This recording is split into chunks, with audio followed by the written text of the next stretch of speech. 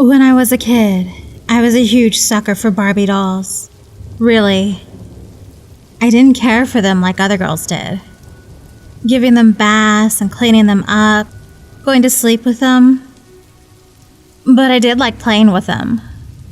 I was usually playing around with the outfits, having them talk to each other, stuff like that. I possessed 15 dolls. 10 girls, 2 males, and 3 little kid Barbies, who were girls too. I even named the dolls after my family members. But amongst the 15, the doll named Samantha, who was named after me, was my favorite, merely because she had the fairest skin, the longest, blondest hair, none of which I had. I admit, that was pretty shallow and bordering on sexist. Apparently, I had a lot of fun with these dolls. I don't remember much, but I recall having them play out scenarios that I wanted to happen to me.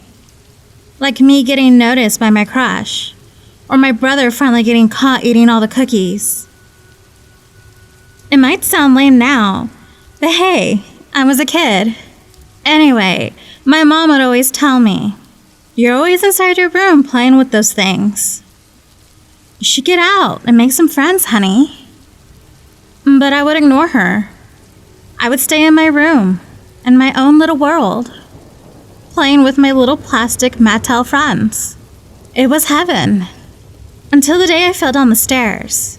My head suffered from some long-term memory loss when I hit the floor, so I couldn't remember most of my childhood after that, including, yes, the dolls. I remember having them and playing with them, but apart from what my mother re-encountered for me, it was all a big blur. My mom told me that I continued to play with my Barbie dolls, but it wasn't quite the same. Eventually, I grew up. When I reached about 10 years old, these dolls were left in a box in the attic to gather dust. I wasn't upset about it either. At that time, I'd already moved on to reading Harry Potter books. One day, though, things were different. I had just finished high school, and I was packing my things to head off for college. I needed to get some boxes from the attic, so I headed up the small spiral staircase and proceeded into the room. Going through the boxes, I found myself smiling reminiscently as I spotted some old stuff. Books, old toys, photo albums. I ended up staying there more than I had intended. As I reached the last few boxes, I encountered the dolls. I opened the box, only to be horrified by what I saw. For what I found instead of my old friends was a pile of plastic naked bodies with no heads and arms. It isn't that scary if you think about it, but it had surprised me completely, since the last time I saw these dolls, which was when I put them in the box, they were all in perfect and sellable condition, and seeing them like that just tore a small hole in my heart. They had endeared to me. I headed down the stairs, the box in my arms, and showed the dolls to my mom. "Did you let Steven borrow these dolls after we put them away?" I asked. My brother had just turned 10 this year, but I figured that he might have gotten his hands on my dolls years ago, or maybe thought they were chew toys or something.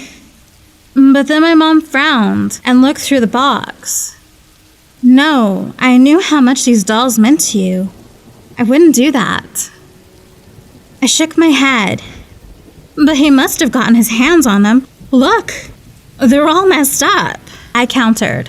My eyes were beginning to sting just looking at the bare bodies, but I cleared my throat and tried to pull myself together. They were just toys, after all. But anyway, that's done now. Nothing I can do. I'll put this back upstairs.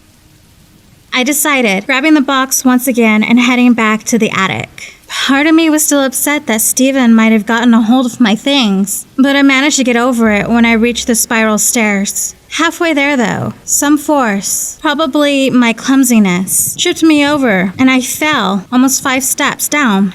I landed on my rear, on the wooden floor. I winced in pain as the dolls poured out of the box and onto my torso. I sighed as I got up. "I'm all right," I yelled, back downstairs. If you were asking. Getting the toys off of me, I stood and took a moment to check myself. Luckily, I didn't suffer any injuries. I got down on my knees and picked up the dolls, or at least what used to be dolls, to put them all back in the box, until I noticed something odd. The dolls were naked and were missing some limbs, all except one, Samantha. She was in perfect condition, as she had always been, and was even wearing the outfit that I had always made her. A pink silk gown, filled with glitters at the bottom part. She wore black stilettos, and was carrying a black carry-on bag, like she was going to a red carpet event. And she was smiling at me. I almost smiled back. That is, until I saw that her smile was different. Her grin was wide, almost abnormally wide, and somewhat sinister. I felt chills in my spine. I headed back downstairs to tell my mom about it. She was still fixing some of my stuff up for college, and I approached her, reluctantly. "Mom?" She barely looked up, but gestured that I go on. "Can I ask you something?" She smiled.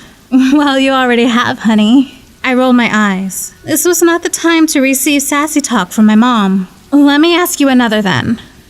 How did I get on with these dolls?"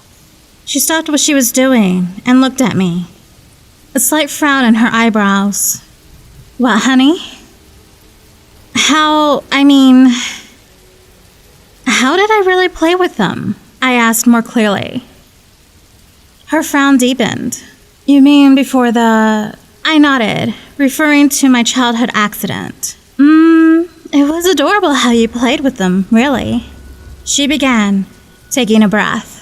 I listened intensely as my mom told me about me having them. She told me about my having them all interact with each other, like a role play of sorts. The scenarios I wanted to happen in real life. It sounded nothing serious, but for some reason, I couldn't get this uneasiness away. "Okay then," I gulped.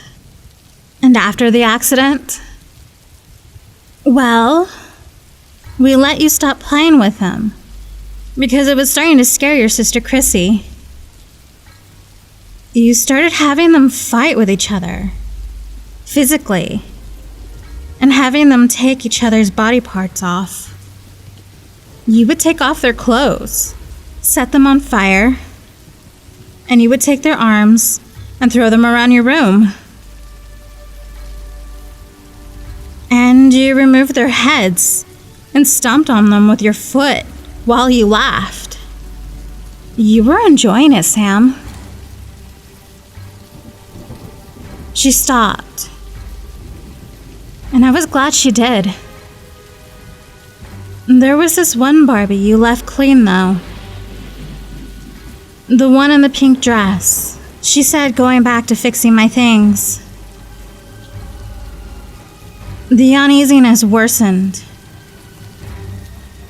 I knew that I had Samantha play me in all my scenarios. Samantha? Yes, Samantha," she said with a nod. "You would leave her clean, and then after, you would whisper things to her. And it was just plain creepy."